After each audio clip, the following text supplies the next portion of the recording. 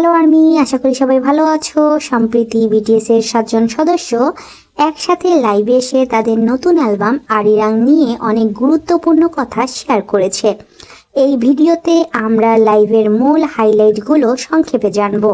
BTS জানায় অ্যালবামের নাম তারা অনেক আগেই জানতেন, কিন্তু আর্মিরা যখন বিভিন্ন জায়গায় অ্যালবামের নাম নিয়ে অনুমান করতেন তখন তারা সবাই ভীষণ নার্ভাস হয়ে যেতেন, কারণ ভয় ছিল মুখভঙ্গি বা আচরণে যেন আসল নামটি ফাঁস হয়ে না যায়।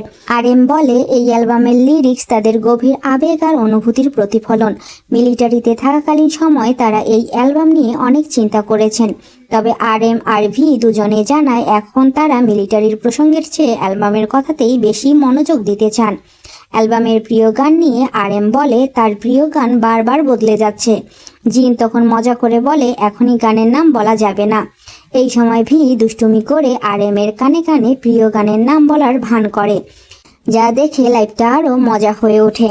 গানের সংখ্যা নিয়ে RM জানায় তারা 100টির বেশি গান তৈরি করেছিলেন, সেখান থেকে বাছাই করে 14টি গান অ্যালবামে রাখা হয়েছে। জিমিন বলেন এই অ্যালবামের 10টি গানে তিনি সরাসরি অংশগ্রহণ করেছেন এবং এই অ্যালবাম নিয়ে তিনি বেশ আত্মবিশ্বাসী, কারণ আর্মিরা এখানে তার একেবারে নতুন দিক দেখতে পারবে। স্টেজ পারফরমেন্স নিয়ে জেহোপ জানায় এবার তারা 360 ডিগ্রি স্টেজে পারফর্ম করার পরিকল্পনা করেছে।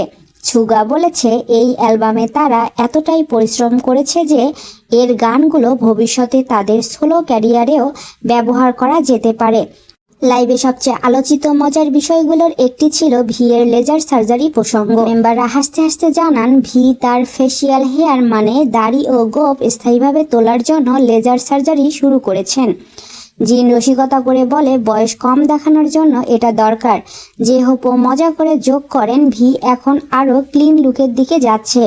তবে ক্যামেরায় ভিকে দেখে বোঝা যাচ্ছিল তিনি বিষয়টা নিয়ে খুব একটা খুশি নন। তার এক্সপ্রেশন থেকেই বোঝা যায় এই সিদ্ধান্তটা তার জন্য সহজ ছিল না এবং মেম্বারদের ঠাট্টা শুনে তিনি কিছুটা লাজুক ও অস্বস্তি বোধ করছিলেন। এই অংশটা লাইভে আর্মিদের জন্য একদিকে হাসির, অন্যদিকে ভিয়ের স্বাভাবিক মানবিক দিক দেখার মতো মুহূর্ত হয়ে ওঠে। পরবর্তী লাইভ কোথায় হবে এই নিয়েও মেম্বাররা মজা করেন। কখনো প্র্যাকটিস রুম, কখনো RM এর বাড়ি, এমনকি বুসানে জাংকুকের বাড়িতে লাইভ করার কথা উঠে আসে। অবশেষে মেম্বাররা জানায় আসন্ন পারফরমেন্সের কথা ভাবলেই তারা একদিকে ভীষণ উত্তেজিত, আবার অন্যদিকে কিছুটা নার্ভাসও অনুভব করছে। ভিডিওর শেষে আর্মিদের জিজ্ঞেস করা হয় এই লাইভটা তাদের কেমন লেগেছে। সব মিলিয়ে বিটিএস এর নতুন অ্যালবাম আরিরাং শুধু একটা অ্যালবাম নয়, এটা তাদের আবেগ, পরিশ্রম আর শেকড়ের গল্প। লাইভে মেম্বারদের কথাবার্তা থেকেই বোঝা যায় এই অ্যালবাম আর আসন্ন পারফরমেন্স নিয়ে তারা কতটা এক্সাইটেড, আবার একই সাথে কতটা সিরিয়াস ও ইমোশনাল। এখন প্রশ্ন একটাই, তোমরা কি আরিরাং শোনার জন্য প্রস্তুত?